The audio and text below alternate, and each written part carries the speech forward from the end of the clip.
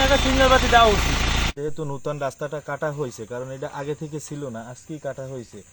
এখন মূলত আসলে যারা গতকালকে যারা ঢাকা গেছে, মনে করেন আজকে সকালে রওনা দিয়েছে ঢাকার থেকে, গাড়িগুলো রাত্রে আসছে, এরা তো দেখে নাই।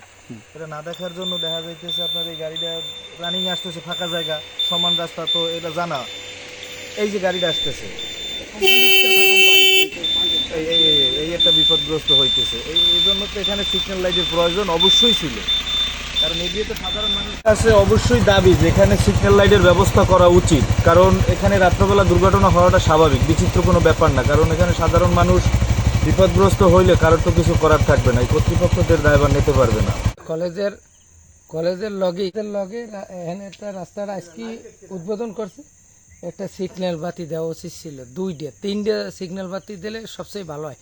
এইটা ইঞ্জিনিয়ারের যে কাজটা করিয়ে গেছে, ইঞ্জিনিয়ারের দায়িত্ব ছিল যে 3 সাইডে লাইট দেওয়ার, কিন্তু মানুষ অন্ধকারে কোলায় পড়ে না, খালে পড়ে না বিলে পড়ে, এইটার কোনো তার কোনো যায় আসে না।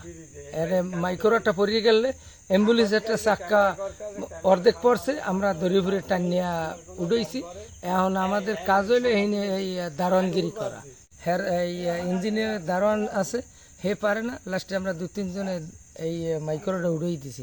হ্যার কর্তব্য হইলে যে এই সাইডে লাইট ফিটিং করা, যাতে আলো হয়, আলো হইলে মানুষ যেন সচেতনভাবে যাইতে পারে। আমি ইঞ্জিনিয়ারের কাছে বলছি, আওয়ার পরে আমি শোনেন, আমি বলছি যে এখানে একটা সিগন্যাল বাতি দেওয়া লাগে স্যার। হ্যাঁ, তা আমার ওই লগে যেটা সিকিউরিটি গার্ড না, উনি ফোন দিয়েছে, আমার মোবাইলে ব্যালেন্স নেই, উনি ফোন দিয়েছে পর আমার ইঞ্জিনিয়ার স্যারে ফোন দিয়েছে। ফোন দেওয়ার পর কইতে আছে কী খবর, আমি বললে স্যার এখানে তো একটা লাইটের দরকার লাগে, একটা লাইট লেগে।